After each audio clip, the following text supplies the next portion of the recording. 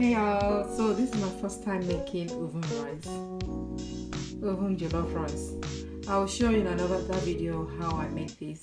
Why did I make it in an oven? Honestly, been struggling for the past few days. Our cooker stopped working and it kept triggering off the electricity. So to be on the safe side, we have not been cooking. We can't even use it to cook because it wouldn't allow us to cook. So I made this.